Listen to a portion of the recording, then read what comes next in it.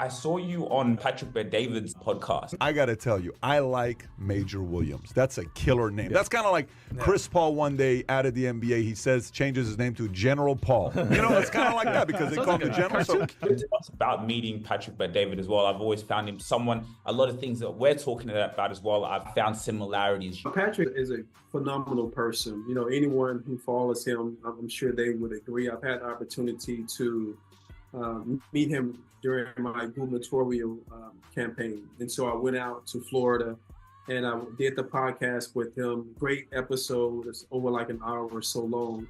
But the true value came from, because I'm a very observant person. Obviously, when you see people portraying a certain persona, you know, on these social media platforms, on podcasts and whatnot, but it's another thing to like experience a person. I'm always about energy as well. And so afterwards, I had the opportunity to go have a private, personal lunch with him afterwards. And we were in Florida.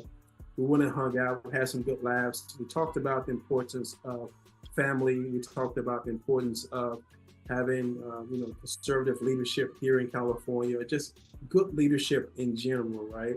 It wasn't about right or left. It was just about having some people with some common sense. People and get back to morals and values and protecting our kids, our families, and our access to build capital as entrepreneurs and also business owners. But what my takeaway from him is just, you know, his ability to tell a story, but also to be the story. So there's two folds on why you will fall in love with watching a person like that win. And a lot of times people say, you know, you'll hear stories of people envying that person win. Like, I actually enjoy watching this person win because I actually had the opportunity to hear the story and the journey, and it has similarities to the path that I'm on and I'm working towards as well. And so he is authentically as they come. I love the fact that he is a family man. That rubs off on me. I like hanging around other married men and also families because, you know, we understand the work that it takes to make those things last. I think him having a foundation of faith, having principles and morals and values, how he parents his kids is very similar to how I parent my kids. His relationship with uplifting and putting his wife on that pedestal as well, and working with his wife like a partner versus just like a housewife or just disregarding, like it's all inclusive.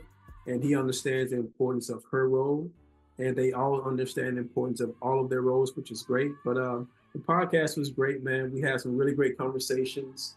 I think we're going to kind of bring back some of that old footage as well and kind of, you know, get that back out there because there's still so many people haven't seen that interview. So I'm sort of sharing some of that as well. So it's funny you should say that. But Patrick is great, man. I look forward to reconnecting with him at some point and hopefully going to check out the new studio where he's at now. Yeah, and even him with the media thing, exactly what we're talking about, he's doing it. We take a lot of notes from him and see how they're moving, you know, because that's the trajectory. You said something though. You said he has the ability to tell a story and be the story. Can you expand a little bit on that? Sure. It's just that, you know, he has the ability to tell great stories when it comes to resonating with people. When you're trying to educate people, or when you're trying to share knowledge and wisdom and add value, one of the best ways and tools and vehicles to use is a story.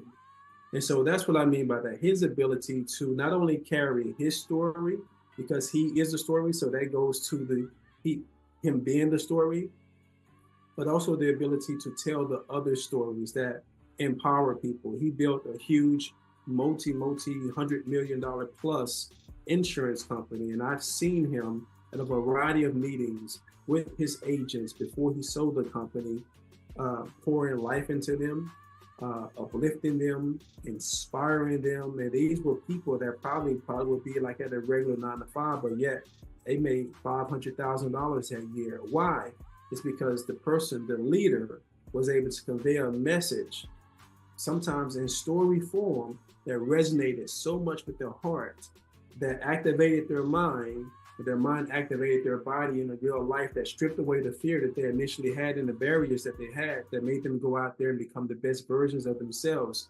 So he doesn't have to say a good thing about himself anymore, because he has a legions of people who are saying the good things for him. That's what I mean by that. So he is not only the story, he can tell a great story as well. And that's what makes him uniquely different and powerful on these platforms.